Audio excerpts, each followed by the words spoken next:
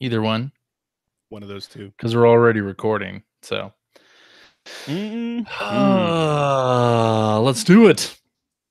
Hello and welcome to episode 610 of the Player One podcast for Tuesday, July 17th, 2018.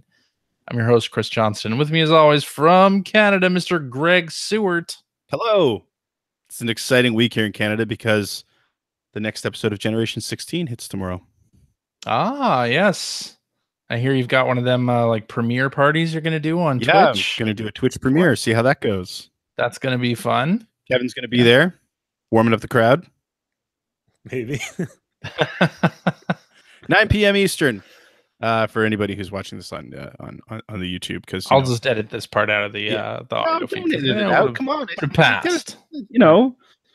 But I mean, it'll be on YouTube on Tuesday as well. So. Yeah, if you missed it, you can check it out on YouTube. Mm-hmm. Generation 16. But hey, come to the Twitch channel anyway. I stream 3 nights a week. Come hang out. Come watch. That's true. Yeah.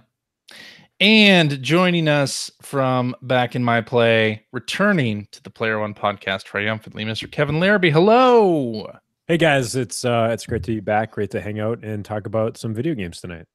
Let's do it. Can't wait. What'd you think of E3, Kevin? Did you follow anything? Did you follow the video game news coming out of the show? What did you think? I did. I very privately I followed the news and I thought it was a pretty good show. I think for the most part, Cyberpunk was the thing I was most interested in. Sure. Like many folks, I thought Nintendo was very, very poor. I'm not a Smash Brothers player, so I wasn't very excited about that. It has been nice that the weeks after Nintendo has had some smaller announcements, some nice digital games in their lineup, which is cool. And they're always going to have maybe 1 or 2 surprises before the end of the year. So I'm optimistic about that. But, it was actually kind of like last year too. Really, really liked Microsoft showing. I thought they were by far the strongest. Forza Horizon 4 looks incredible. I mean, of things that I'm going to play this year, that's the thing I'm probably most excited about still right now. And I'm still a Halo guy. So even though they just really showed a tech demo of the new engine, I am excited to see if they can get back on track with that series. So that in Gears 4 was good. But yeah, and I thought Sony had some decent stuff, but it was just an interesting. It's been an interesting. Again, we talked about this before, but just very briefly, it's been an interesting kind of reverse in how these companies present themselves, in the tone that they set, in the way that they talk to their audience, where Microsoft is still in a position of playing catch up. They still seem to be a bit hungry in minds of their potential audience a lot more. So I thought overall it was really good. It's an interesting transitory time, I guess is the word to put it, because I think these consoles have maybe a year left. Maybe I think we're probably going to get new consoles, in 2020 at the latest. But you think it'll be that quick? The 100%, 100%. That quick? I mean, it's been this generation's gone pretty long, has it not? It has. Yeah, I mean, I think we're only 5 years in. We're not even 5 years in, right? Because the Xbox One and PS4 came out 2013. Exactly. So I think I think what the trends that we're going to continue to see, and I'm one of those folks that's totally on board with this. Like I bought a PS4 Pro, I bought an Xbox One X. I love those. I have an OLED TV. Like I like my things to look good. I have a gaming PC. I would rather have the option to pay for performance, but have the benefits of everything being backwards compatible. And I think Sony, not so much, but Microsoft is definitely trying to set the tone with that, with all their backwards compatibility stuff. And I could definitely see not maybe like a new Xbox, maybe not a whole new generation, but if every 3 years we got a new box that had better hardware, that ran things better, that allowed new games to take advantage of that hardware, but at the same time also improve the games of the past, like the incredible backwards compatibility that Microsoft has been doing. I think that's great. And I think it might also push Sony to do the same thing. I would love to be able to play, the PlayStation 2 library and the PlayStation 3 library through emulation and have it run as good, if not better, than it did back then. There's so many great games that I would love to be able to do. I think that's where we're going. Yeah, I really do. Yeah, I think so. I mean, especially the Xbox platform has certainly set up that whole thing, right? And it feels like Sony's trying to set up for that as well. Yeah, I guess when we get PlayStation Now downloadable stuff, maybe. I don't know that it has to be downloadable. It's still, you're confusing the existence of that type of service with the details of the service, but it's still, at the end of the day, you're still able to play the older games. Right. Yeah, I mean, I think the thing with the next generation is going to be, not only having true 4K, which I think Digital Eclipse or Digital Foundry talked about recently, like that being probably the focus. I also think like 60 frames a second, like we need the console games to just get smoother because it does make a difference. Who knew CJ was a frame whore? Although it will, 100%. Of course, give me motion sickness on more shooters, but I think it's important for driving games and other games too. So it just even having, like, I know you get, like, I love playing games on my desktop. I love playing games with a 1060 or 1070, but what I would love to see is just continuing to see the support like what we've had on Xbox One X and to a certain extent on some PS4 Pro games, where they also just give you the option, like, what do you want? More resolution or more frame rate? And every single what do you pick? Frame rate every single time. Frame rate, yeah. Every single time, because it's just, I like the way games look, like Gears 4 at 60 frames per second on Xbox One X, and what we're going to be getting with Forza 4, like them guaranteeing us 60 frames per second on that, like to give parity to what I was getting on the PC, just in terms of frames, is huge. And we all know this from going back and playing older games, like obviously with back in my play, but even looking at these games from PlayStation, like literally PlayStation 1 up, these games that ran at 60 frames per second at the time, they hold up so much better than these games that ran at 30 or 25. Like, go pop in the original Halo on an original Xbox. I don't know if I want to. Yeah, it chug at like 20 frames per second. It's a real bummer. But when you go and play, you pop in a game that ran at 60 from the start, like a Metal Gear Rising or something like that, it makes a really big difference. And I think that is a better goal to shoot for. The 4K seems to still be, even with the next boxes, I think that's going to be potentially really tough, because it's not just that, we're going to have new boxes, but they're going to be trying to do a lot more with AI as well. So it's going to be taxing the hell out of these, what are the APUs, these like co-processors that are GPUs and CPUs on the same chip. It's going to be interesting to see how they can catch up and see if we can get hardware that can do it. The 4K stuff, I mean, that requires you to have a new television or the HDR standards that are sort of rolling around. I mean, that stuff's cool, but yeah, I agree. Like 60 frames a second is something that you can appreciate whether you're on a 1080p screen or a 4K screen. Like, it's just going to change a lot of things. Look at the Nintendo Switch. Look at like all these, the games on the Nintendo Switch, aside from Zelda, that are running at 60 frames right now. Like, they just look really good. It's art design as well, but like 60 does make a big difference. And anyone that says otherwise, I'm usually just rolling my eyes saying like, yeah, maybe if you actually had the hardware. It's like folks that don't have an Xbox One X, they don't have a 4K TV, and they talk about how much that stuff doesn't matter because they don't have it yet. But then when you get it and you experience it for yourself, Ethan, I love you, man, but I think your mood really changed on that when you got when you went out and purchased that stuff. He immediately saw the appeal of that, and I think it's just worth always trying this stuff out before you have a dead set opinion on any of this stuff. Even though it's like, it's okay to not be in the position to buy this stuff right now. You don't need it, but just I agree. I think it changes when you get a 4K TV and you play the games that you've been playing on 1080p or 720p hardware. Like, you can see a demo at E3 that's in 4K and be like, wow, that looks cool, but it doesn't hit you until you're playing a game that you enjoy on your 4K television, right? Right. Like that's when it really hits you. Anyway, thanks for joining us, Kevin. We're going to talk about some games. Talk with you guys. Let's do it. Talk about some video games. Don't go away and watch your WWE pay-per-view Don't worry. Yet. Yeah, of course, it's a pay-per-view night, but I actually last week canceled my WWE Network subscription, and Really? I did. It's been really, really bad lately. Ronda Rousey's been like kind of the only interesting thing that's been going on, but now that they officially brought Hulk Hogan back, I'm kind of done. Oh my God! Yeah, wait, they brought him back? He's literally at the pay-per-view tonight. They reinstated him after a 3-year suspension for, obviously the terrible things that he said. So that's wrestling.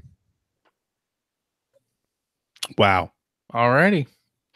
Well, let's talk about happier things, video game things, right?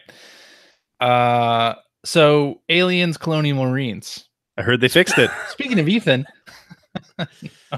apparently, in the modding community, a modder came across a typo in one of the files for Colonial Marines, and he fixed it. And apparently that makes the AI a lot better in Colonial Marines. Go figure. I mean, it couldn't be worse, I guess. Because it was pretty god-awful. It seems weird to me, though, that it was such an easy fix. Because that, I mean, I guess that game came in extra hot. So, yeah. Perhaps somebody's shooting off fireworks. That's what I'm hearing. Sorry. Celebrating July 15th. Sure. Yeah, I mean, I know that game came in hot, but it's amazing to me that it seems like that simple of a fix. And it didn't get caught by... And it didn't get caught, or maybe did. I mean, maybe it did. Chances are the problem probably got caught because you'd have to be blind to see that there wasn't something wrong. Yeah. And then it was probably decided we don't have the time to fix this. Because, I mean... That's true. Making that, I mean, you guys would know this, but making even a change that small, it's not like that's fixed, ship it. There's a whole round of testing and regression and all that has to go through as well. So, I mean, I could see, I guess, that being the case, but amazing that one little change could be that effective. Yeah, I'd like to play it. I'd like to try it out. I'd like to play it with it, with whatever it was supposed to be like. Yeah. I have the PS3 version. I bought it at Five Below like 2 years ago for $5. Game I was like, a disaster. My God. I'll pick that up. Sure. Anyway, apparently we're getting some more Mario Kart 8 Deluxe updates. That's exciting. That one with the Labo connectivity, or the compatibility rather, with the little motorbike controller. And apparently we're getting more. But is this content or... I mean, the Labo thing's cool, but whatever. Not specified. So to put it out there, hypothetical, we know that there are Mario Kart 8 Deluxe updates coming from the Nintendo statement. I think Shinya Takahashi made the statement, and it was a video officially released by Nintendo. So we know there's an update coming along. What would you like to see? Let's say dream update for Mario Kart 8 Deluxe. What does that contain? Well, it's easy. More characters and more tracks. Yep. Just that? Yeah. Yeah. Okay.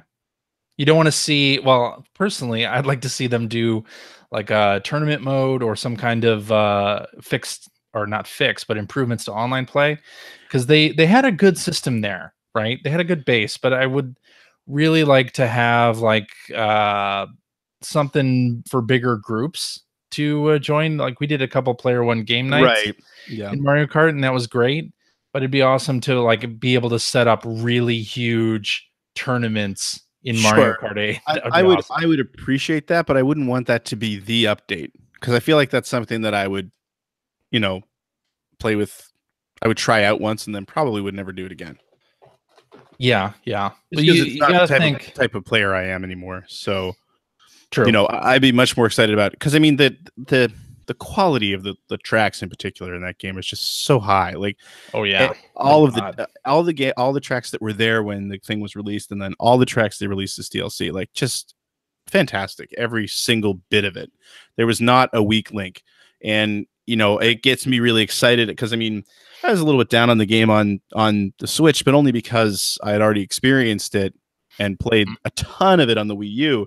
And I realized that the crossover market probably isn't that huge. Sure. But speaking as part of that market, it gets me way more excited to think, yeah, like 4 new tracks and 4 new characters, all over it. All over it. Yeah. What do you think, Kev? I'd be absolutely willing to pay money for more tracks. I think more tracks. I don't really care about the characters as much. I think there's already a really robust lineup in there, and I like literally only play as Link. So I would love to get. I guess just because that's the character I learned to play the best as, so I don't like have the time to master a bunch of racers. But I still go back to Mario Kart 8 on the Switch pretty regularly because it's still a blast to just run through. Like, what does it take you? 10 minutes, 12 minutes to run through a circuit or something like that. And then you can go do something else. It's actually one of those games that I wish I owned digitally just because it is something I would go back to that often. I'm waiting for it to pop up on sale and then I'll sell my physical version. But it's a Nintendo game. It'll never be on sale. Yeah, I know. Well, that's they have done some like $10 off things on their shop, but I think your gold Nintendo points or whatever to. I actually did. I recently used it for Luminous, so I used them all up. Oh, okay. But the thing that I'm still not very optimistic in Nintendo being able to do any of those tournament type stuff. I'm still very, very. I don't even want to say cautiously optimistic. I don't even want to say optimistic because I don't know what their online plan is whatsoever. Like that was probably one of the big disappointments out of E3 we were talking about. Agreed. But they didn't talk anything about it. They didn't give me any vision for what they want that thing to be outside of you're going to get some Nintendo games like every month. Okay, that might have online capabilities, but I still want Nintendo to reach some sort of PS3, Xbox 360 levels of online competency. That's what I hope for. Like, what do you mean? Like, what would you like to? What do you think are the biggest things that are missing? I would like to be able to know who's on my friends list because I don't know anyone who's on my friends list. They're all random names, and I have a bunch of Chris's. I have a bunch of I'm serious. Like I have multiple Chris's, and I don't know too many Chris's. I don't know when. I don't know when it's. Yeah, exactly. I don't know when it's you. Like, there's only some folks that I know based on their Twitter handles and stuff like that. And I wish they could just grow up a little bit in that sense, treat their audience with a little bit more maturity. That way I could have at least a friends list that I understand and I can see who's online. I can invite people to games. I might even be able to send messages to each other. Like, none of that stuff is there yet. I got to say, though, even on PS4 and Xbox One, I don't remember like half the people on my list, like where I know them from. For sure, but unless I play something actively with them, I don't remember. Exactly, and that's the only thing that I want. I don't have a lot of friends on my Switch. I might have like 40 or something like that, but still at that point, I don't have anything. But they did add when they added the Twitter account functionality thing. If you friended somebody through that, it does say like what their Twitter handle is in their profile. Okay, I just want real names. Okay, got to get that. So yeah, we'll see. Hidden behind a parent gate, but going back to Mario Kart 8, as much as I was down on that game, I am glad that I have it because my youngest is finally starting to decide that she likes video games, and Mario Kart 8 is her favorite thing right now. Oh, that's awesome. I think she won her first race the other day. She was super excited. Nice. So yeah. Nice.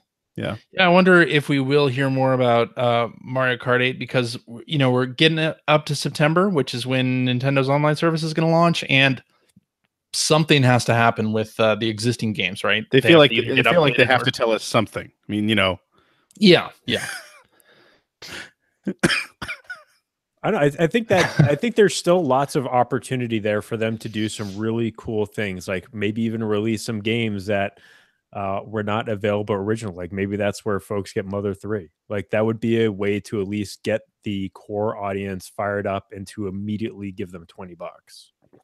Full NES library available to play like a Netflix. A full NES library for $20 a year or whatever it is. Throw in Super Nintendo as well. That's not. No, I know it won't happen, but it should. There's no reason for it not to happen. Except that Nintendo, likes to keep the value in their old games. No, I get it. They're not trying to devalue their library with it. But that's ridiculous. Okay. At this point, that's Jackal. ridiculous. Get Konami to sign a contract so we can have Jackal online co-op.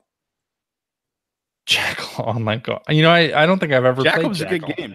I've never played Jackal. Jackal's awesome. Wow, that was clenched teeth and everything. So good. I'd go play that right now if I could hack it onto my NES Classic. I should look up a PDF on how to do that or something.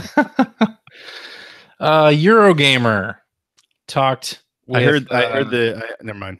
What? Nothing. What were you going to say? Something the president said, but I'm not going to get into it. Oh. Yeah, don't get into it then.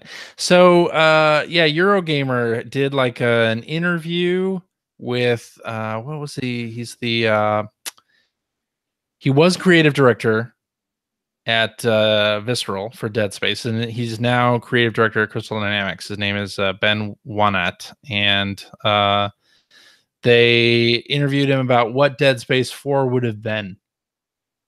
Oh, that hurts. There's a whole article on Eurogamer about it, and the whole thing just makes me sad because I really loved Dead Space, and boy, did they really screw that series over with the third one, and it just makes me feel so sad for that series. Dead Space 2 was a masterpiece. It was a total masterpiece, and the first one was fantastic too. Oh, the first one was really good as well, yeah, but Dead Space 2 was just like, mwah. It was so good.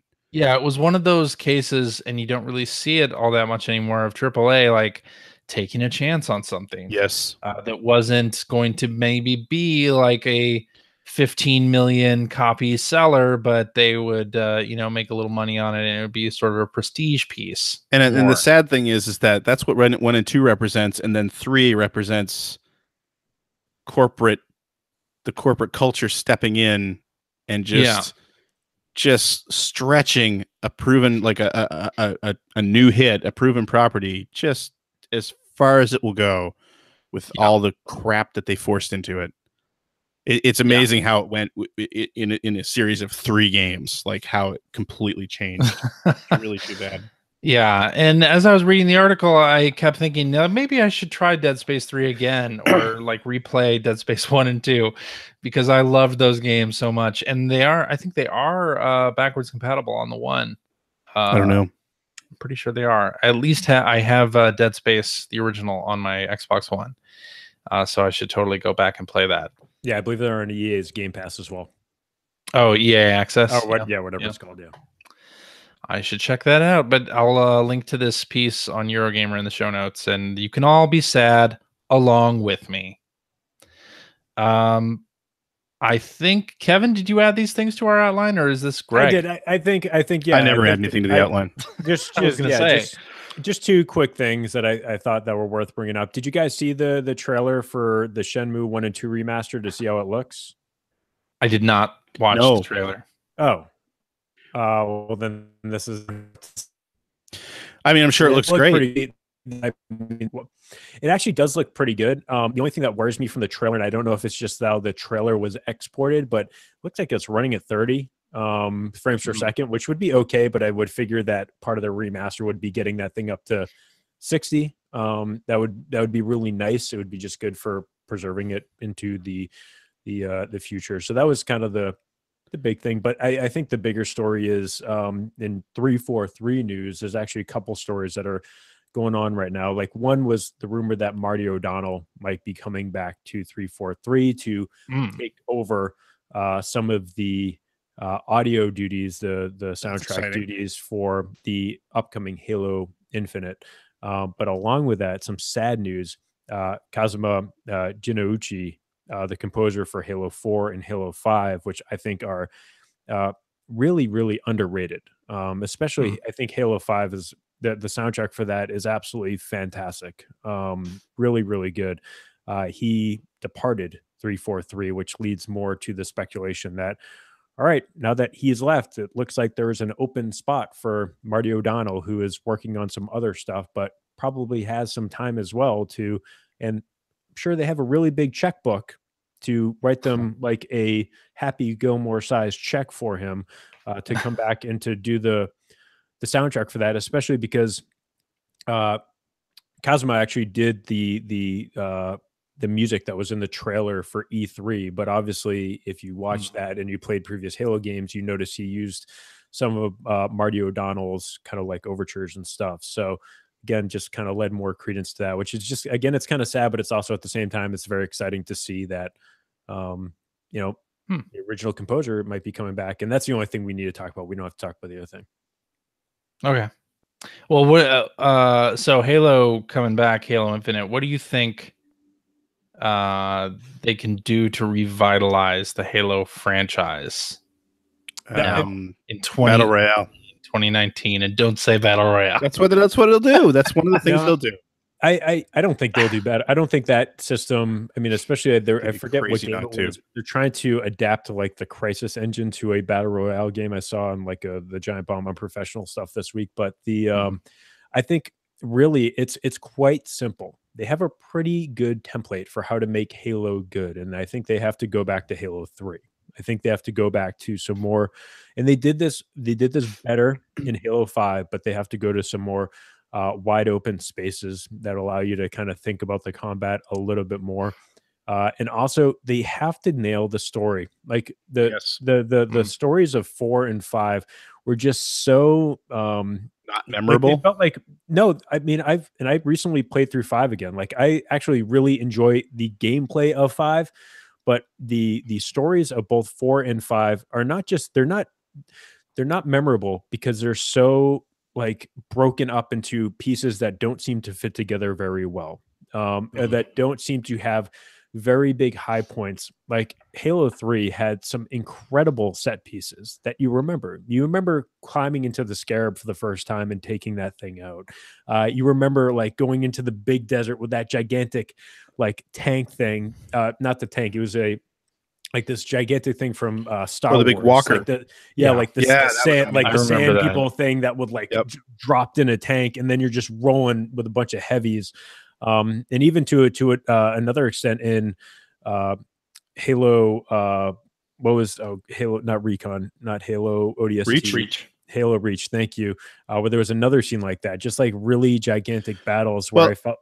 Go ahead. You're talking story too. I was going to say I would throw Reach and ODST in there, actually, because they had very cohesive, very interesting stories, characters that you cared about. And I thought Locke was good, but he was so one dimensional in Halo 5. Like he's just like, I got to go find the chief. I'm just following orders. Like, come on, like this is like, what is this, like 1985 like bad action movie, or like it's like G.I. Joe or something? Like even G.I. Joe characters had more depth than Locke did. So I'm hoping that with this extra time, because we're looking, it's probably going to be 4 years, maybe 5 years between Halo 5 and this new game. They really need to hit it out of the park, because they need a win. They need a reason for us to go back and play Halo. But the interesting thing to me is that you are talking about the single player side of things. Yeah. And I'm now 32. So now that's what I go to. I'm 100%. I mean, you'll hear about the games that I'm playing this week, and I'm now at the point where I own a gym, and the games that I play are very much, I feel like I'm getting to the point where I might as well buy Call of Duty this year. Like, I feel like I'm going to buy Call of Duty and Madden. But like, isn't Call of Duty only multiplayer this year? No, but what I mean is, like, I'm going to be playing like 2 games a year now. You're going to be that person. On 2 games. Yeah. I'm going to be the generic gamer. Welcome. Yeah, by NASCAR 2018. I'm still playing Lego Dimensions. But in AAA games now, you have to have like a multiplayer plan, right?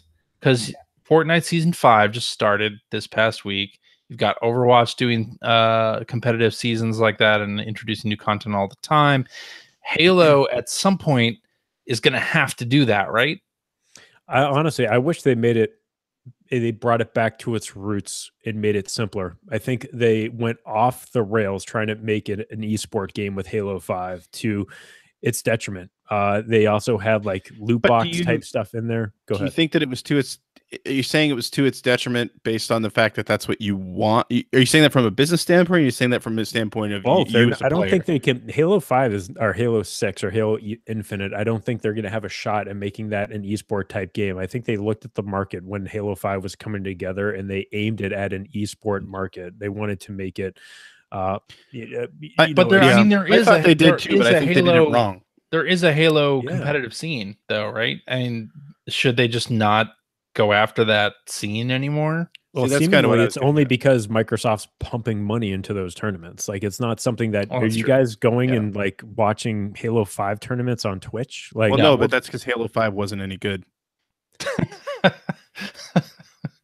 I know it's no, I'm just saying Halo. I would almost like a more classic Halo. Like, I think that would like give me Blood Gulch. You know, give me like 4-on-4, maybe even some 8-on-8 big team battle. I don't want like let it do what makes Halo great.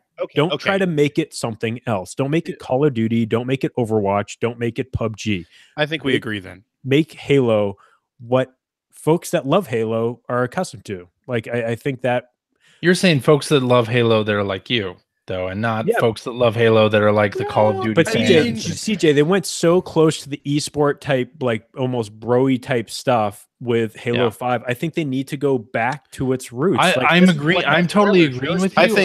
I think if they do that, Halo is such a franchise that has such a diverse population of players that they're going to have to piss off a percentage of those players, right? Be it the people who love the esports side of things or the people who love the classic side of things. Like it's going to have to go. Well, see, but I think CJ, I would say that after Kevin started explaining, because I wasn't really sure where you were going with that, Kevin, but I think you have a good point in that aping these other, like Halo used to be king, obviously, right? And then, you know, Call of Duty came in and took that over. And now we've got PUBG and Fortnite that have really taken over as well. But aping them probably isn't going to get them any closer to being where they once were, right? Especially if they don't do it right. I mean, I feel like that's kind of, correct me if I'm wrong, but that's kind of how they got in this situation in the first place, is that they were trying to sort of speak to that market that had shifted. That's what I believe. Call of Duty. And you saw it with Halo 4. You started seeing it with Halo 4. With Halo 3, it's still like people still absolutely love the multiplayer of Halo 3. That's why it is such a bummer that the Master Chief Collection is still to this day still trying to be patched so the multiplayer matching works. They're still trying to fix it. But like they have like a test program. If they were to focus on that little niche, you know, at least they're different. It's something that they own, and if they do it well, be Halo. Know? Don't try to be the new kid. Like, don't try to like start dressing like the new cool kid at school. Like, dude, just be you. Don't try to out Fortnite. Right. Definitely don't try to do that. If I'm building bases, by the way, hogs in Halo Infinite, I'm gonna just like not buy it. Which, by the way, the way they're handling Fortnite is unreal. That's so good. They're doing such a great job with that game. Was that a purposeful pun there? No, it wasn't actually, but I was pretty proud of it when it happened. And the fact that you guys didn't even react.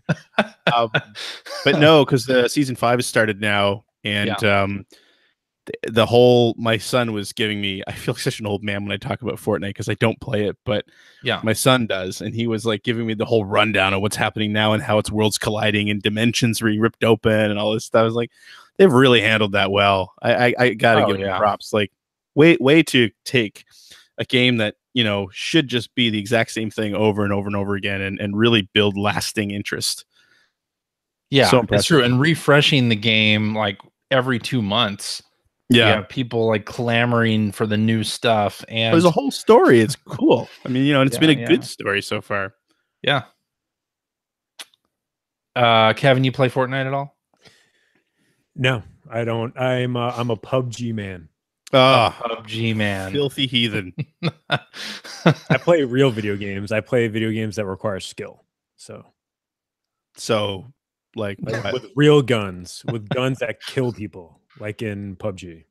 Oh, okay. Not like lasers or like an axe or something. I don't like to build stuff. I like to collect, then get in a car with my buddy and then we go into a house, we wait till we hear footsteps, and then we you wait 15 minutes for somebody to come by. Wait 15 minutes, someone shoots you in the head, and then your game's over. Yeah, if you guys how do you spell fun? That's we get chicken dinners, we win. So when you're good at video games, the game's way more fun. Get good. Get good or get out. To everything. Yeah, I mean everything's turning battle royale.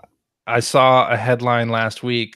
Somebody did an interview at E3 with the Sea of Thieves people, and they asked them the inevitable battle royale question because, of course, and the designers are like, "Oh, that's an interesting idea, but we'd have to do it in a sort of battle or in sort of Sea of Thieves way."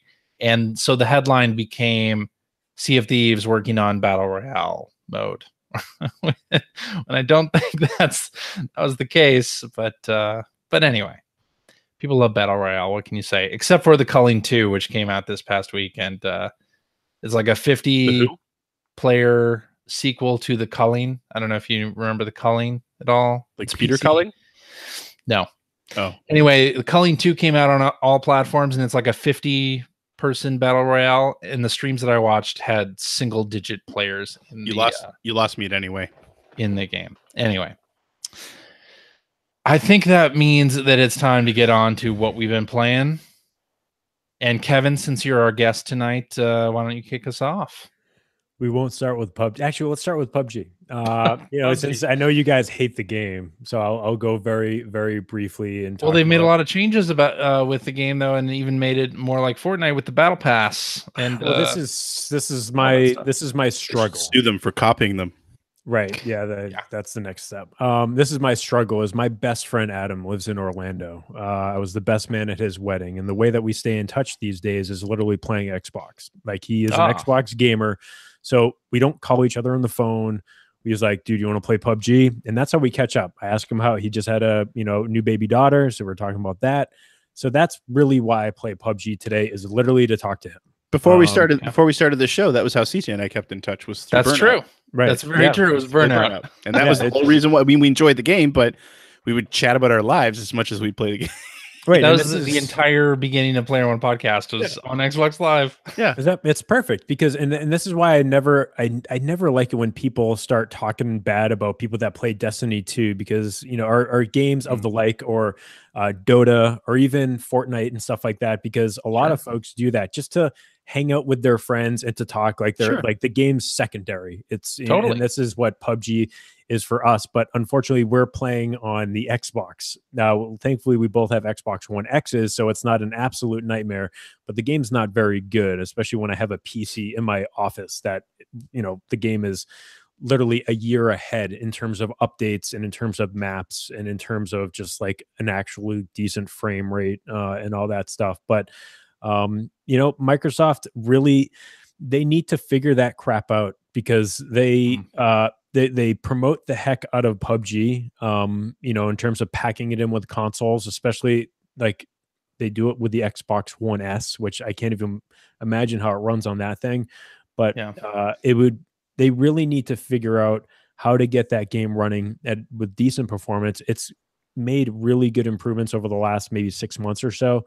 But it's still like there's 2 maps. A lot of the features are missing, and it still runs into tons of technical issues, whether it be things not popping in, like literally just having like things floating inside of houses or houses not existing, but everything inside them floating in space. Oh God. It's still really a mess on the Xbox. So I would hope that they would, understand that it is still a really good exclusive to have, but it's only as good as, the quality of the game, because you look at Fortnite that's running on Xbox One S or X or like an iPhone or like literally Switch. Your refrigerator, their Switch, like it runs great and it scales based on the hardware. And that's the one thing that I don't know how much they're paying for that thing, but they should be putting a lot of money into trying to optimize it and getting it where it should be to be proud of it as an exclusive. So with that out of the way, I think the most fun I've had this week has been playing Captain Toad on the Switch. I did not play it on the Wii U, so this is very much. No, I didn't. So oh my gosh. Because I actually thought it was a really bad value proposition on the Wii U, and I still think kind of the same on and but it's only $40, right? $40 on the Switch? It's only $40, 40. but the game seems super duper short. Like this game's not like that 2 short. hours long, right? No, Or like no, maybe no. 3 2 hours. hours long. No, it's not 2 hours long. Are you I'm flying through this game right that's now. great. I'm like, no, it is so much like other Mario games where it seems like it's going to be 2 hours long, and then you get to the end and you're like, I misheard from other impressions. Then I misheard from other impressions, and I guess at the end of the day, what I was hoping is that they would have taken this time like they have done with other games like Mario Kart 8. And, if they were going to, like, I understand, like, this is the kind of Nintendo's thing right now. They're just porting Wii U games for the audience that didn't have a Wii U. But like the one thing that they do have in the box here is that they have levels from Mario Odyssey, but I'm guessing that's where, at least this is what I heard, that those replaced the Super Mario 3D World specific levels. Yeah. So you didn't really get anything more. They just did a replacement where it would have been nice if they added like a whole nother book, like a whole nother 20 stages to this to really improve the value of it, because it's still, you're paying $40 for a game that was $40 like 3 years ago. But with all that being said, you didn't buy it 3 years ago. I didn't. No, I didn't. But I will say it is totally new to me, and I absolutely love the game. I absolutely loved. But it was tough because I don't think I had a Wii U at the time, so I never got to really even try it out. But actually, I didn't even think the demo sold me on the Switch, but I had it pre-ordered anyways, and it is such an awesome. It's one of those Nintendo like warm hugs. And the music is absolutely fantastic. They're riffing off of course, the stages from Captain Toad and 3D World, but also some of the 3D World tracks that they redid. I think the soundtrack's just absolutely phenomenal. And it's just, it's not too hard. It's not too easy. It makes you think. There's no time limit, so you can just chill and like look around the stage. And I think Toad's really cute.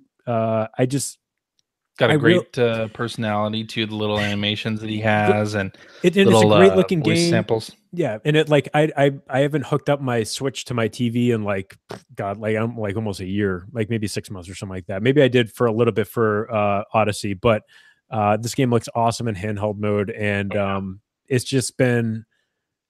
I think I'm just going to get to the point where I'm going to wish there was a lot more of it, and maybe that's something that they could do next year. I don't know. Yeah, maybe. I mean, play to the end, play to the faux ending, and then do the extra stuff, and then we'll talk about it. It's a 3D Mario game. Guess what? I mean, it's a Mario game. I know. Mario game since New Super Mario Brothers have been doing that. The fake ending. Yeah.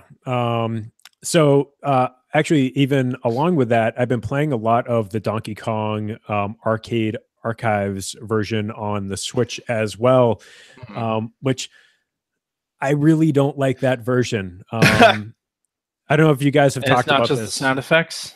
No, it's not just. Well, you're talking to someone that has owned a Donkey Kong arcade machine, so I've played a lot of Donkey Kong, like regularly getting in the 150 to 200,000 scores plus. When I would play a game, like I would play Donkey Kong, and my rounds would be like 20 minutes long or something like that. But the controls on the Switch suck. Like especially in handheld mode, that doesn't control well with the stick, and because you don't have a D-pad, you don't even have that option on there. Well, you have a D-pad, you just don't have. That's not a D-pad, dude. It's just 4 buttons. Not having accurate controls for that game just completely sours the experience. So, what I did instead was I picked up my 3DS and I purchased Donkey Kong 94, the Game Boy Classic, which that game rules.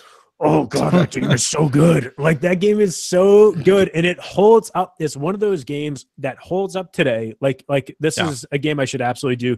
Like if I do an episode of Back in My Play soon, it will be this game, because that game still holds up perfectly. It plays great. It looks great. The soundtrack's fantastic, and it is just. It's like, what would you do to like have an evolution of Donkey Kong? And that's like they literally couldn't have done it better. And it makes me really hope that we get a good, legit Mario versus Donkey Kong.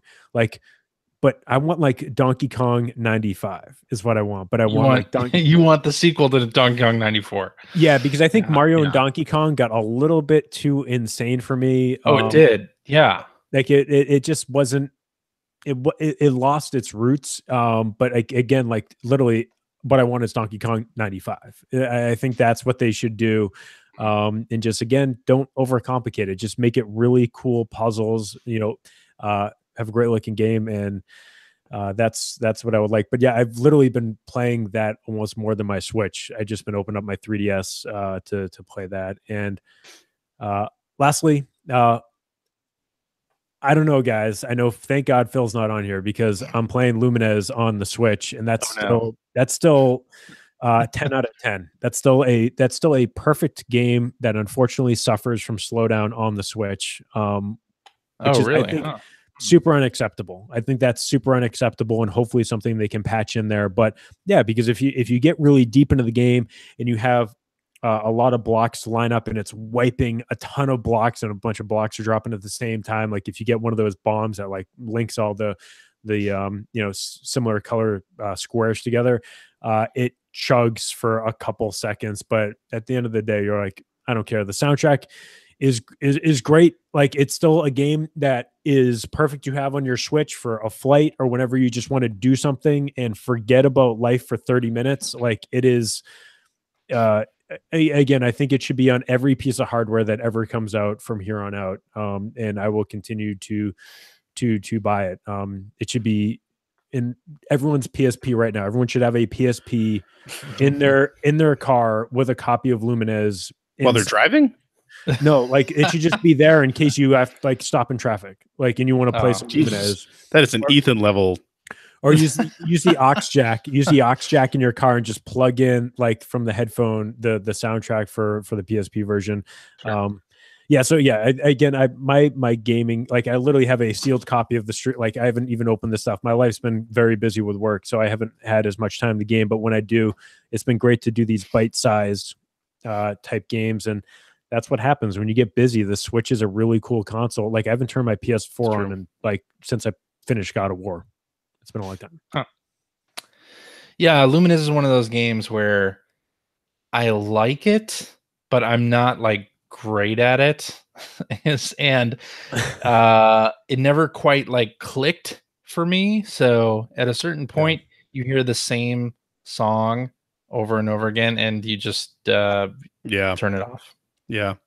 It just I like the idea of it. I didn't like the game. I think something happened. Oh, really? You man. No. I think I literally remember. I tried, like, I don't know how many versions, at least 3.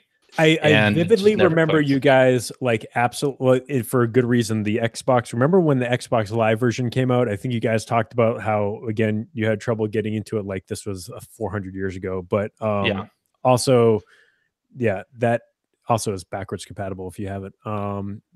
But God. Oh, so I already own it. I already okay. Yeah. They could add some new songs to that game for sure. But please please make sure that they keep putting out more of these more Lumines. Just not with any Christina Aguilera, please. All right. No Lumines 2. Gotcha. Kevin, are you a Game Pass subscriber? You know what? I bought 2 of those 6-month Game Pass codes when they were half price. So I got Game Pass for like the next year and a half. And I have CS Thieves downloaded on my. Okay. I have not booted it.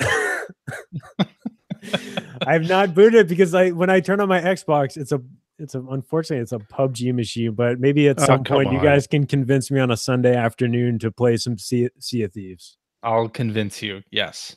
It'll be good. Greg, talk me into it. We played some Sea of Thieves this week. We did play some Sea of Thieves this week. We had fun. I got to queue something up on my phone. No, we had fun. You keep saying that. You've been saying that all week since we played. Like I don't normally have fun when I play that game. I know. I always have fun. I'm on your side, okay, CJ. Okay. I always have fun when I play that game. However, There's not a lot to do. But we did so many things. We destroyed. I'm just kidding. We destroyed mermaid statues. And we did destroy mermaid statues. You ran away from, or you tried to run away from exploding skeletons, and that was. I tried. I was trying to reason with them. CJ, is this your Destiny 2? Or is this your Destiny 1? Yeah. Like a game that doesn't have a lot of content, but you just keep playing? I think at this point, I hear stories from CJ's new best friend Mike that I don't even hear on this show that CJ's too embarrassed to tell us about. And I'm not gonna rat him out. I'm not gonna sell him out on the show. But I've heard things, man. And all the times we've gotten sunk. I was embarrassed for him. No, I'm not even talking about in-game things. I'm talking about like things that were concessions that were made with the family, so he has more time to play. I will see CJ on. I don't know what you're talking about. At like 1 a.m., White like Tiger 1 a.m., 2 a.m., like saying we just had a great, Sea of Thieves match. I'm like, dude, I just went up to go to the bathroom and I see Sea of Thieves at 2 a.m. Come on, man. Not at 2 a.m. I don't think I played at 2 a.m. for a while. Past midnight, definitely during past midnight. That has happened. Yes. Okay. That has definitely happened. Yeah, I mean, I think it has turned into my Destiny 1 and 2, and I think at this point I've dumped more than 200 hours into the game. Yeah, that's my PUBG. I've done 200 hours in the Xbox version. I don't know how anyone puts that much time into a game. You just gotta. It's social. A lot of fun. It's totally social. No, I'm talking about finding that kind of time to put into a game. I'm not talking about liking a game so much that you put that much time into it. I'm saying I can't find the time to put that kind of time into a game. What if Microsoft puts Sea of Thieves on Switch? Then I don't even want to think about what would happen. a GoldenEye Sea of Thieves, GoldenEye. That'd be dangerous. It'd be very for dangerous. the N64 Classic. Ugh. All 22 frames of it. But Greg, we played this week. We had a lot of fun. Yes, I always like playing with you guys because you guys have thrown caution to the wind when it comes to hoarding treasure. Just by the way, if you ever come across CJ in the game, sink him because he's got so much treasure in the captain's quarters. Just so you know, that's true. That's where it always is. It's overwhelming how much stuff is always in there. But you see videos from people on Twitter who have like 450K worth of treasure on their ship, and it blows the stuff that we do away. Yeah, completely. Yeah, that's true. We got to see the Meg, which was nice. The Meg. Meg. Yeah, you finally saw it was a sort of a. You saw the new Jason Statham movie? Yeah. But it was kind of I don't know. It wasn't a big climactic situation, although I did jump into the water for some stupid reason. You fell off. We're like, I was so excited. We were literally at the end of our night, and we hadn't seen the Meg yet, which is just because I don't play very often. So CJ is always like, we're gonna. I still haven't done a skull fort, or whatever they're called. You haven't. It's like we're gonna try to find the Megalodon so Greg can see it, and we're like winding down for the night. We're going into port so that we can sell all our booty. And CJ is standing right on the bow of the ship. Yep. Yeah. CJ likes to use nautical terms when we play Sea of Thieves, just so you know. Port, and he won't tell you what port and starboard are. He'll just say port or starboard, and then you have to guess. Left and right. Yeah. So anyway, common knowledge. We're both standing on the bow of the ship, and CJ says, "There's the Meg," and it was behind us. And I turn around, and I'm so excited. I turn around and I fall right into the water. And I was like, okay, great. Right. Then the best part was it swam right past me. I touched the Meg. Yeah. I lived to tell about it. And it literally just circled the ship and left.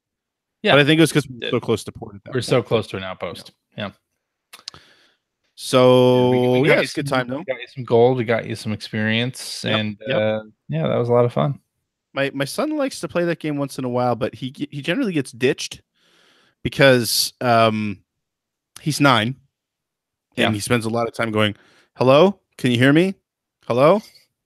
And people don't have a lot of patience for that. So no. I mean, Charlotte does the same thing, and I actually have her voice communications disabled, so she can't hear anybody talk or talk with them. Same here. So, but yeah, when she joins, usually she's in a group with other clearly younger, new players, and they don't know what they're doing either. And usually it's a lot of anchoring in the middle of the ocean and firing cannons, and that's it.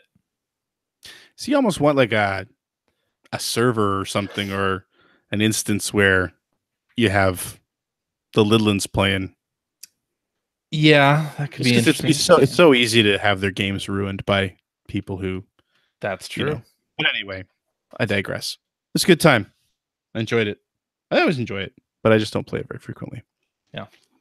And I saw the Banjo-Kazooie the figurehead. It's pretty nice, actually. I wasn't expecting it to be that nice. Yeah, the bear and the bird figurehead. Yep. And your peg leg was pretty impressive too. Well, thank you. What else did I play this week? So I've been streaming a lot still. Still streaming on Monday, Tuesday, and Thursday nights at Twitch TV/Stewart, 9:30 p.m. Eastern if you want to tune in. I played. I'm not going to talk much about this because I'm still playing like ancient Sierra games from the Apple IIe. So I played Ulysses and the Golden Fleece this week, which I'm just going to say you should go look at the archive because it's interesting. It's just basically a mishmash of Greek mythology. And I finished it, so that was cool. But the other game that I played this week, the other games that I played this week that are probably more interesting to people, I played Mega Man Soccer for the Super Nintendo. Yeah. That is awful. Oh my god, that was painful to play. Do you know why people say they like it so much? I feel like people remember that game as being good, but it is not fun. Say they like that game? Yes. Who says they like that game? Yeah, I've never met these people. People on the Who internet. Are these people? I don't want to name them now. You don't want to out them? I don't know. Maybe it was just the aesthetic of the game or something like that, but I just never thought it was fun. You know, when you think about the fact that, I guess it's worth pointing out, I think I'm right about this, that this came out before Mega Man 7. So it was really the first classic, or it was the first game that featured classic Mega Man, not Mega Man X, on the Super Nintendo. As far as I know. Pretty sure that's true. I could be completely wrong. So maybe that's why. But it's just really slow and boring, and there's not much to do in it. And it's got, like, most times in sports games, when you have a clock, it generally counts down pretty fast. Like a second is not really a second. It's like, maybe a half a second. This one, I swear to God, every second on the clock is at least 2 or 3 seconds long. It's the longest sports, one of the longest sports games you'll ever play. Did you load up the PAL version? No, I did not. Okay. I thought that at first, actually, that might be what I was doing. But no, it's just brutal. But so it's literally, it's set after Mega Man 4 for some reason. Even though 5 and 6 existed at this point, as far as I know. Dr. Wily's robot masters from the first 4 games take over a soccer tournament and blow up the stadium. And rather than going and fighting them off, Dr. Light reprograms Mega Man to be a soccer player, and then he goes and plays a soccer tournament with them. The worst, longest soccer tournament in history. The only interesting thing about it is that you can play as all the different robot masters, and they all have special shots, which are, mix-ups of what their special. Like if you play as Cut Man, the ball turns into a pair of scissors and slices through any defenders that it hits and that sort of thing, which seems really, I don't know, violent. But yeah, it was terrible. It is a terrible game. So terrible that when you finish the tournament, I think you just get kicked back to the title screen. I don't think there's even an ending. Oh, what? Yeah.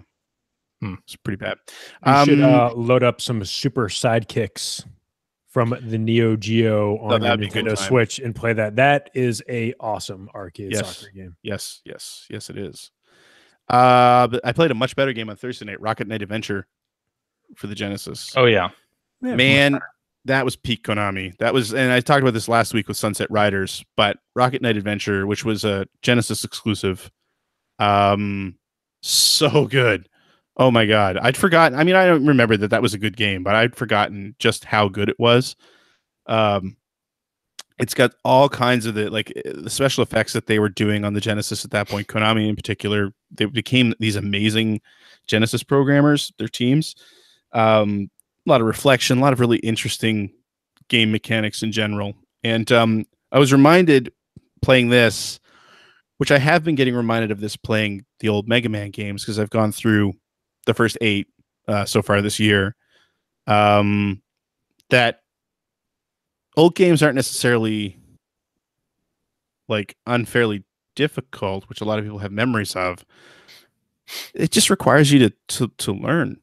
From like I played through learning or memorizing. No, not necessarily memorizing, just learning. Like, just little things like I playing Rocket Knight the other night, and I play for an hour and a half every night, and I played through to the point that I ran out of continues once, and then I immediately started up again, and I made it to the point where I had run out of my final life on my final continue. The second time through, I made it there using 2 lives, I think. Like, I just marched through the rest of the game, but it was just, it's all pattern. Yeah, I guess there's some memorization, obviously, but it's all pattern recognition and learning the cues. Like, there's one section where you're on top of an airship, and I learned the hard way that if you stand still, you get blown off the back of the airship and die. It's instant death. But even, you've got a character at the front rolling and throwing barrels at you. It's actually kind of a Donkey Kong homage in a way. And you get kind of twitchy where you see a barrel and you immediately jump.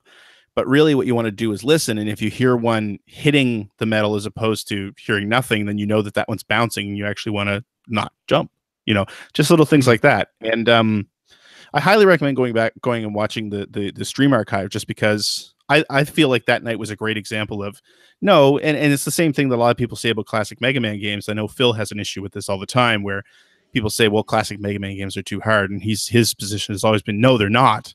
They just require you to learn. Totally. And you will get better. Like, you play a couple times, and it's not an inordinate amount of times. It's just a couple of times, and you will get better, which I've seen with the Mega Man games, which I saw with Mega Man 9 and 10 when I played them in a stream earlier this year. And again, that hour and a half long Rocket Knight stream is the perfect example. That's a game that I haven't played in probably 20 years.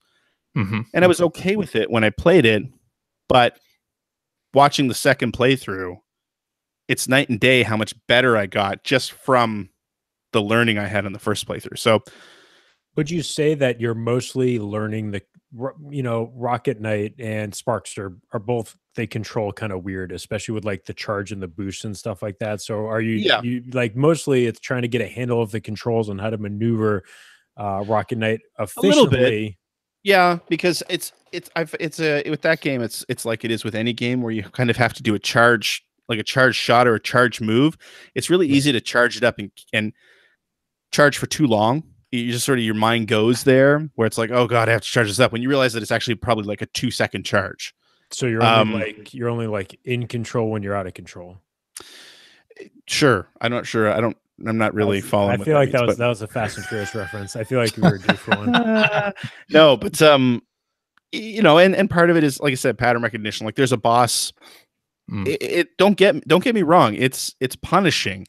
It's not too hard, but it's punishing. Like, there's a boss where you're on like a flame, like a lake of flame, basically, and it's this robot fish that it appears on one side of the screen, and then it sucks the platforms you're on into its mouth. And if you get pulled in, you die immediately. It's not you take a hit and then you try to avoid. You die. It eats you and you're done. And if you fall off the platforms and you hit the lava, you die. It's instant death. So it does that at first, and then it leaves a couple of platforms and it submerges, and then everything on the screen falls and more platforms appear on top of you. Of course, the first time you get there, you have no idea any of this is going to happen. Sure. So you're going to lose a life, a couple of lives probably, doing that. But then once you've sorted out that pattern, it still takes skill because the platforms end up moving so fast. But once you sorted out the pattern and you calm down, and again, you realize, like, when the platforms drop, there's one on either side, and the fish will pop up and then just fire fireballs on either side. They'll spout at you, and then it'll submerge again, and one more time it'll charge up through the platform you're on. And really the best way to avoid it is to charge up your rocket and jet across the other side of the screen. Once you've sorted that pattern out, it's still difficult, but it's not impossible. And like, I sailed right through it the second time I did it. right? And that's with almost no practice. Like I said, the only practice I had was the single playthrough I'd done previous on that exact night. So anyway, my point being that, 2 points. One, it does seem hard at first, but it really isn't. And two, wow, you should really play Rocket Knight Adventure if you haven't. That's one of those games that I feel like a lot of people probably never experienced. Yeah. Because it was a Genesis exclusive and it was a late Genesis exclusive. It was when the Super Nintendo really had all the steam. Well, didn't they bring out Sparkster on the SNES like later? Sparkster on the Super Nintendo was garbage. Right. It wasn't good. It was a tear, and also worth noting, not the same game that was released on the Genesis. Sparkster on the two systems are two different games. Thing, yeah. So they're both called Sparkster. In Japan, they were called something different. But Sparkster on the Genesis is a direct sequel to Rocket Knight.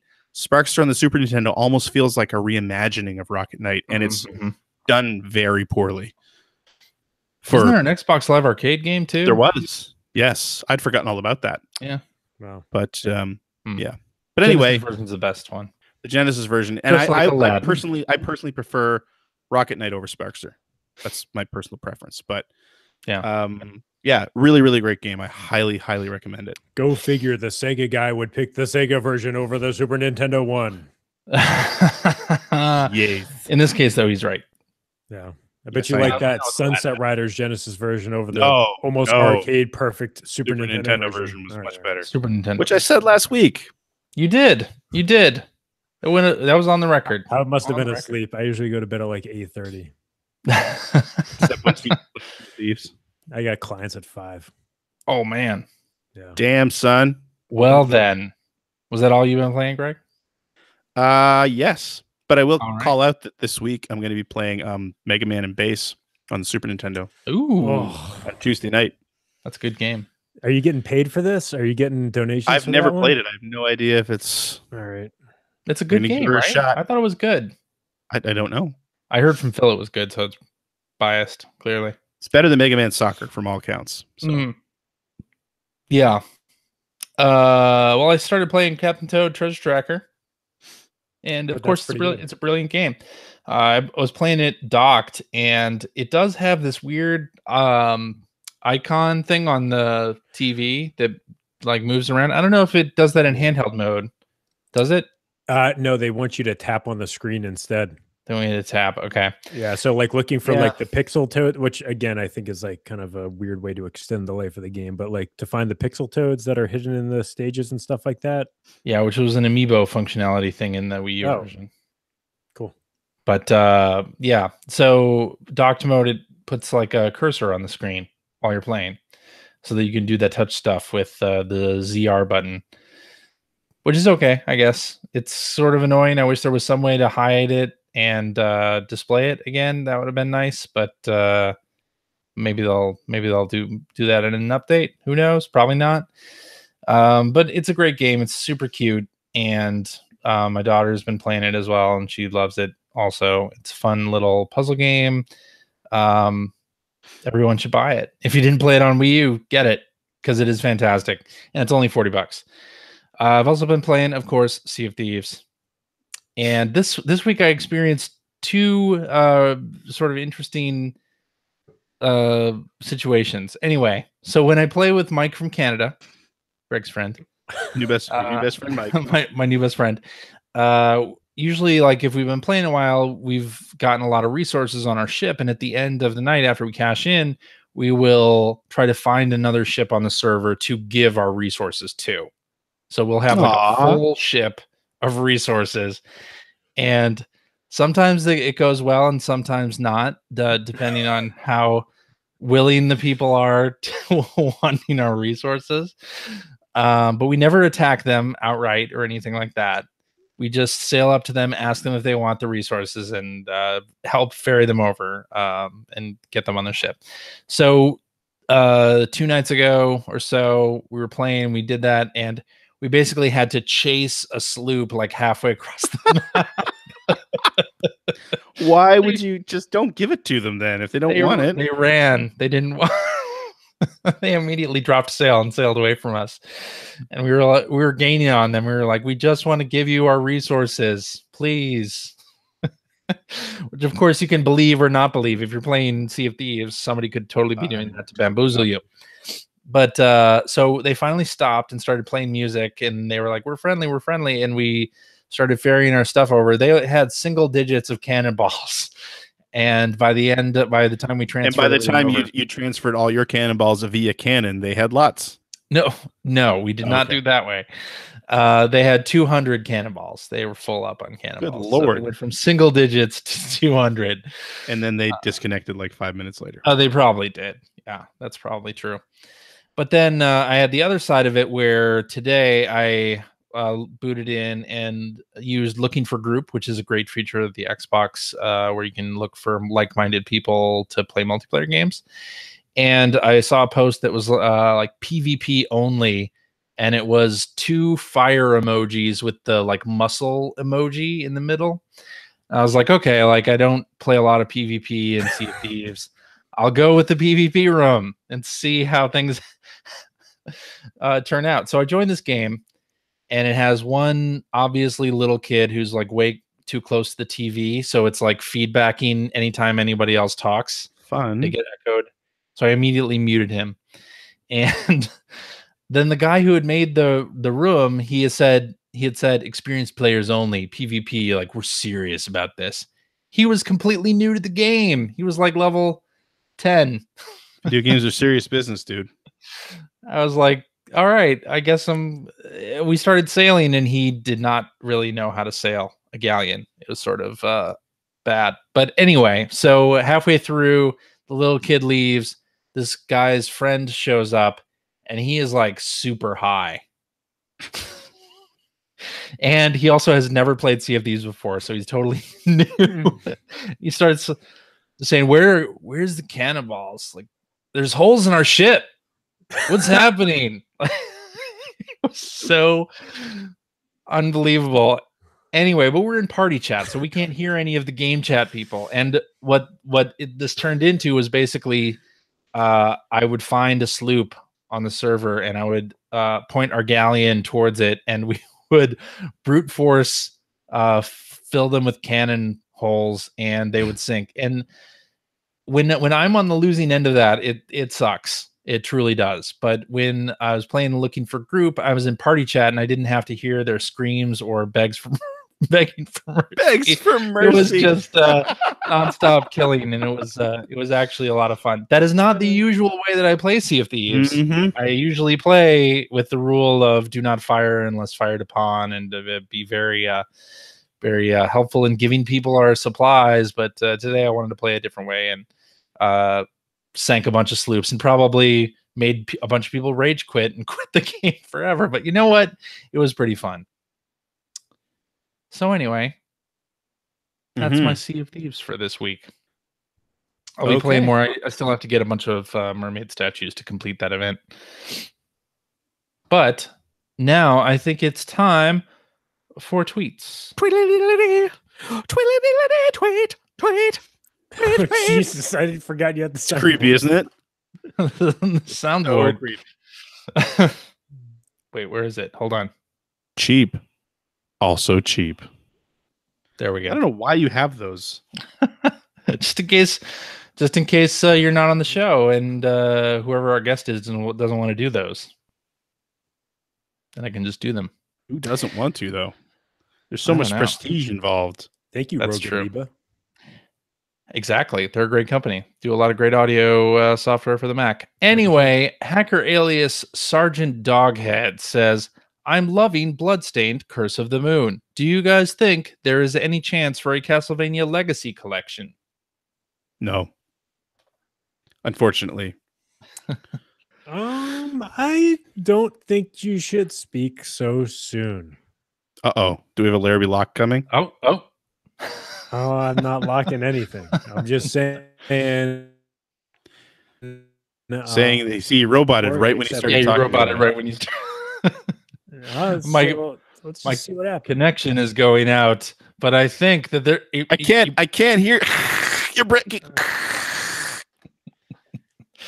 I think these days almost anything is possible when there are great companies out there that can do the grunt work for these companies to re-release these games. We're seeing it quite often, and I wouldn't be surprised to see them come out.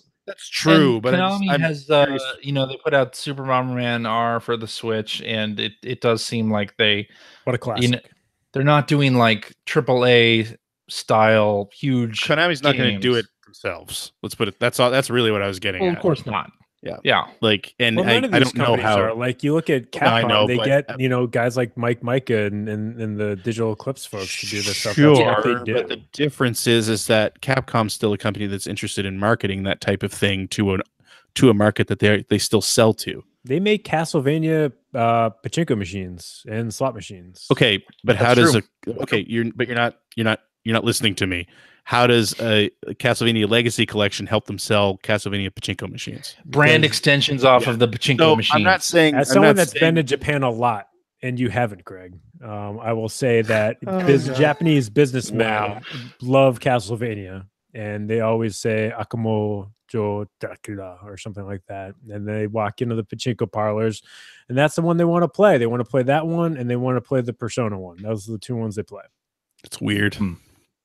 Anyway, my point being, I have no idea what they're like when it comes to that, but I mean, it's not. I would assume, this is just a guess on my part, and I know that you talk pretty frequently to some people who are very involved in this whole situation, but there's more to it than just signing that license. Yeah, I haven't talked to Mike Sure. Micah in literally a year, so Yeah, I know nothing about. yeah. it. So that's all I'm saying, is that it's more complicated than just buying that license, because there's a level of commitment you need from the license holder, especially for the collections that they do, like going into the back history, getting all that artwork and talking to the developers and making sure it is worthy of putting together the collections that they have done for like Street Fighter and for Mega Man and stuff.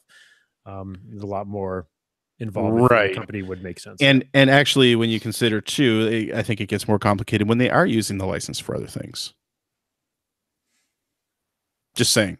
Yeah. If it's different than if it's a dormant license. That's all. I see. Hacker alias I say says Nintendo is planning to release 20 to 30 indie games a week on the Switch in the future. What percentage should be new Picross?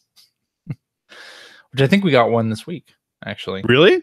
I didn't notice in the sea of new games on the Switch this week. God. I couldn't. I'm sorry. I don't see how that's a good thing. I really don't. Yeah. I mean, I will say, if you have been following the digital storefronts for PlayStation, like towards the holidays, they do also get over 20 games a week. See, towards the holidays, a little bit different. And that also assumes that I think it's a good thing on the PlayStation. Oh, well, I don't that's think true. it's a good thing, period. I don't think it's a good thing, period, either. Yeah. Certainly, yeah, the days of quality control like what we had Nintendo and Sony doing are not it's not happening anymore, right? And yeah, and I mean, it's not even, to me, it's not even just the quality control, although that is a problem. But it's just sort of, it goes back to that discussion that we've had so many times about discoverability and just getting, it's one of the problems, I think. And it's great. I know that right now it doesn't seem like indie developers are running into this problem on the Switch just yet. But they're not with the good games. Right. But I feel like we're definitely heading down that same road that we've been on before, where it's like even the good games are just getting buried so fast. Like it's come now the amount of releases per week where they all come out on the same day means that even if your game isn't new that day, you might not be that easy to find. You have to scroll down fairly far down a list to find that game, and it's just like you're drowned out in so much noise. But anyway, the good thing, they did add a featured tab to the eShop not too long ago, so that's new, and those are like editorially get featured. I don't know. Okay. They're curated by that's cool. By that's Nintendo good. folks. That's good. That's a step in the right direction. Well, that's the thing, is as this does become a little bit more crowded, it goes on to Nintendo's shoulders to have an editorial team to make sure, like what Apple did with the iOS storefront, to make sure that they highlight the games that they should do it like Apple did a year ago or whatever when they added the Today in the App Store tab. Honestly, Apple should have done that like 5 years ago. Like, yeah, totally. Like now in 2018 and 2017, when that feature actually rolled out, it's not keeping people from just downloading the free apps, right? It's not really highlighting. Yeah, I mean that's a different problem, obviously, but yeah, Nintendo should do it sooner to avoid that situation. It's not becoming a problem on the Switch or the other consoles. It is a problem. Like we're already there. And it's not as bad as Steam. It's not a Switch only problem. It is a problem on PlayStation and Xbox One as well. What I'm saying. Yeah. So, they need to mitigate it somehow. And prioritize this stuff, like get Hip Tanaka to make some awesome eShop music or Koji Kondo, because it's still. I don't want eShop music. No. Why do we care? I don't care about the eShop two music. of the best songs produced by Nintendo over the last decade. I mean, have been they eShop were good. music for the Wii, I feel like eShop music for the 3DS, which they rotate, and then also even for the Wii U. Great eShop music. I feel like that is an extremely hyperbolic statement. And seasonal music too. Seasonal, when you go to like Christmas theme music. I agree that it's good. I'd say 2 of the best tracks they've produced in the last 10 years. But to me, that was like websites that had auto-playing MIDI files on them. Like I read you writing about needing to keep the eShop simple and stuff like that. And I'm like, oh my God, how little faith do you have in Nintendo to like organize this stuff to make it look better? Because I think they do need to put more effort. Like, I feel like I'm loading up a friggin' AOL keyword Nintendo eShop page when I open up the eShop. Like, it looks like super dated, and it's not able to handle that content. That tweet, by the way, was not about the eShop. That was about the Wii. That was about the Switch interface itself. That too. I agree that the eShop certainly needs. It would be great if it had some changes. I mean, obviously the 3DS and the Wii U eShop I thought was great towards the end. Obviously those shops evolved as well, and I think the Switch eShop is going to evolve. It's just a matter of when. It's going to have to if it's getting 20 to 30 indie games a week, right?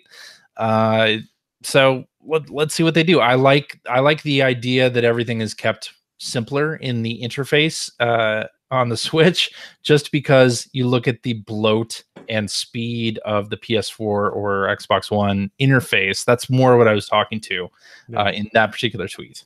Need that Xbox One X to load the Xbox Live Marketplace. Xbox One X loading the marketplace is still not I know super snappy, unfortunately.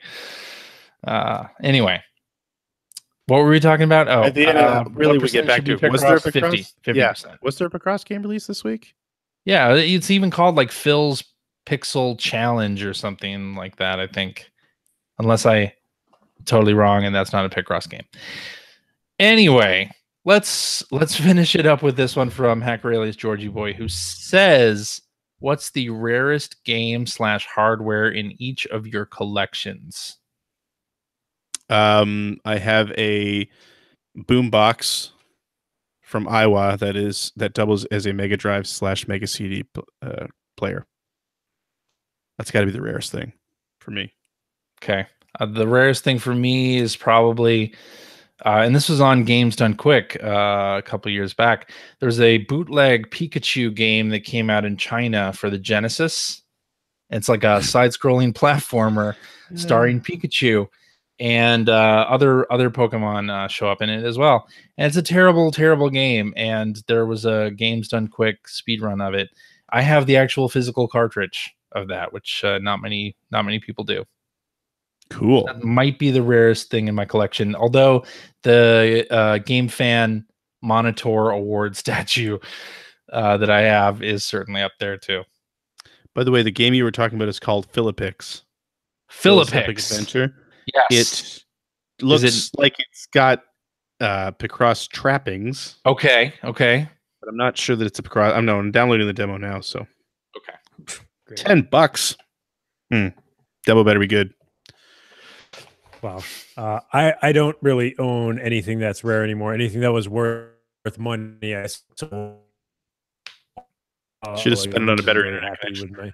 Ouch. I don't need to spend it on a better internet connection. This is on Google. I have faster internet than both of you guys. Trust me. I got the fastest speeds of internet. It's going to show up fine, and no one's going to know it because they're going to listen to the audio. But Google's stealing your money.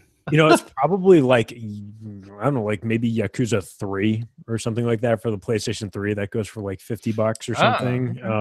But for me right now, I think if after I beat stuff and I don't want to hold on to it, I usually get rid of it. I don't have anything that's actually, you know what? I have multiple Model Zero Sega Dreamcasts. I have 2 of those, and I have 6 almost like new Sega Dreamcast controllers. And I still have literally a closet full of brand new VMUs, which aren't rare, but Greg knows this because I sent you like 30 of them, right? Yes. And I still have like another 50 of them, like 10 feet from me. Whoa. But they're not rare. It's just weird. I have like 2 grocery bags full of brand new VMUs. So let me know if you guys need one. What's the story behind you having so many VMUs? There's got to be the summer of Dreamcast. As I go into anything, we never did do a Shenmue 2 episode. No, but we have a really good opportunity come August 11th. So we will have the ability to play it and not have it be really rough. But I found a seller on eBay that was selling them for like, I don't know, like $9 a piece. And I talked him down to $5 a piece I think I bought like 80 of them because he had like a ton of them.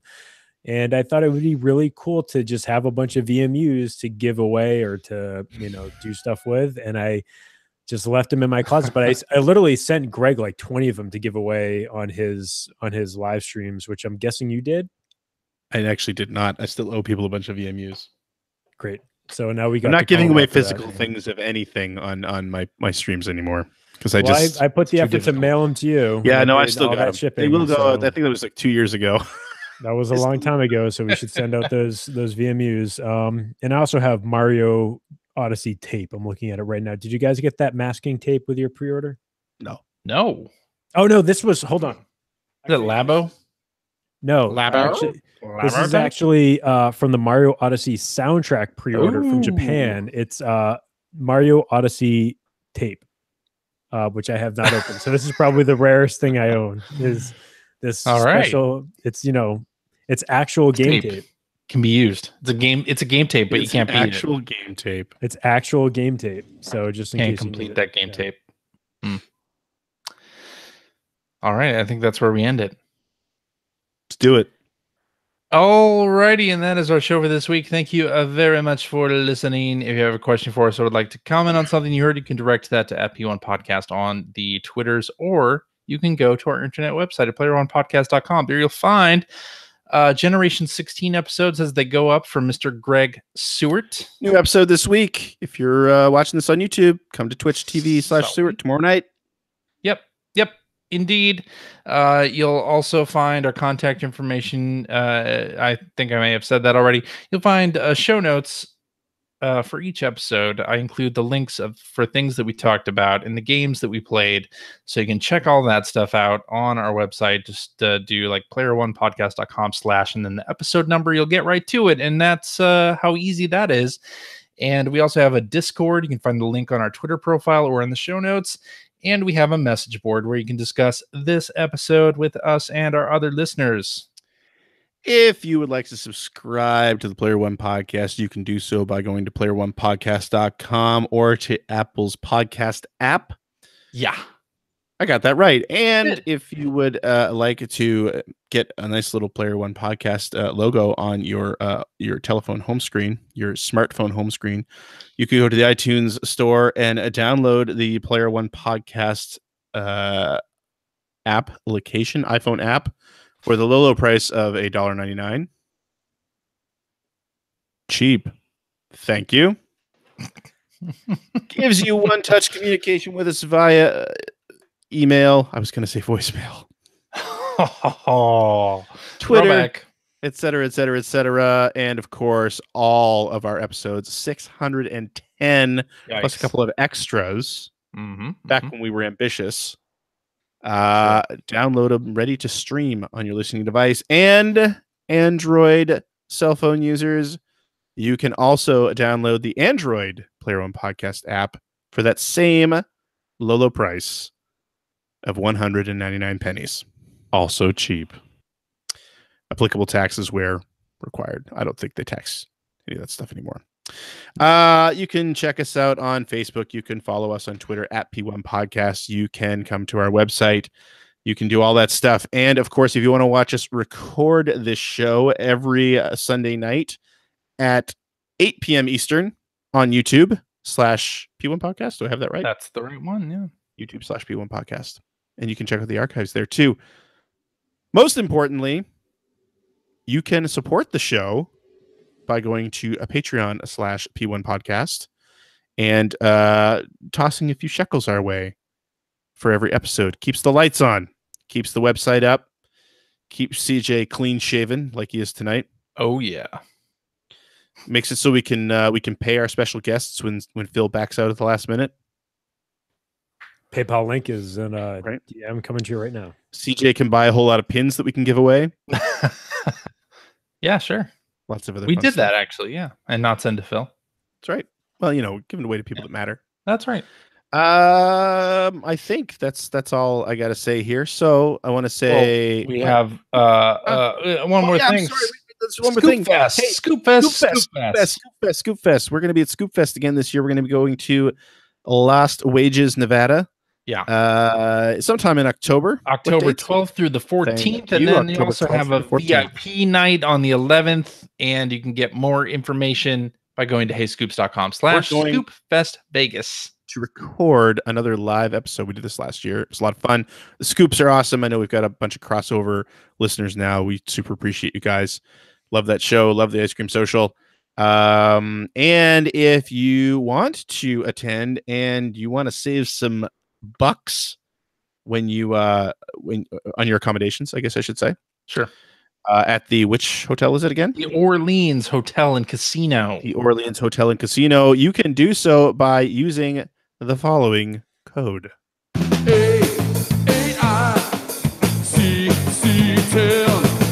So of course that is 8AI. No. You did that wrong.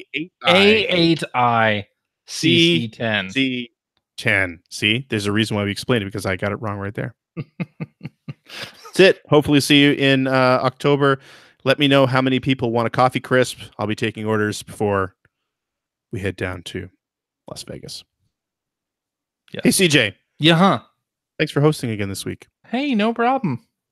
Hey, Kevin. We keeping you awake over there? This is way past my bedtime. Are you gonna be awake for the after show? You got to think. You got to use the old brain in the after show. Are you serious? We're doing an after show. Oh, we're doing an after show, baby. It's trivia. You'll be fine. Yeah. Fine. How hard could it be? I'm going to tell you right now. Really hard. I'm pretty. I have a rarely memory, answer questions, let alone answering them wrong. We rarely answer. Am I going to be answering emails or questions about like what EGM was like in 1998? Yes, possibly. Great, yes, because I remember that perfectly. Listen, Kevin, but before we do that, I want to thank you very much for coming on. It's been too long since you've been on last.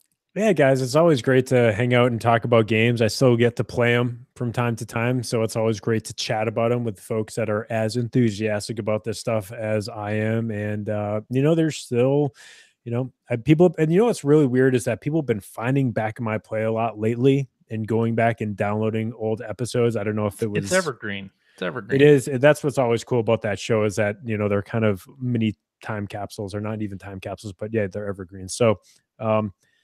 Been getting lots of messages about doing new episodes, and I would love to do that. Still plan to do that when the time is right, when the energy is there. Yep. So we'll do them at some point. Maybe Donkey Kong 94. Since I'm already almost wrapped up with that, that'd be a good one to chat about. But yeah, thank you so much to everyone that's still enthusiastic about that, and also shout out to Joshua Hillier, because he and I have been chatting about maybe doing some stuff soon. But cool. Man, that guy he's just an awesome guy. He is, and I miss him. I miss chatting with him. So yeah, so keep an eye out for that at backofmyplay.com, or you can just follow me on Twitter at Kevin Larrabee. You can find everything I'm doing there, and of course I'm still doing the Fitcast almost every week, so that's kind of where, if I got time goes into that. Otherwise I'm running a gym day to day. So yeah, it's always great. Thanks for a little bit. I'm going to assume you're done. Thank you so much for coming and hanging out with us tonight. Really appreciate it. And I think that's our show. I think so. Let's do it all again next week. Kevin, don't stop recording. Don't stop recording.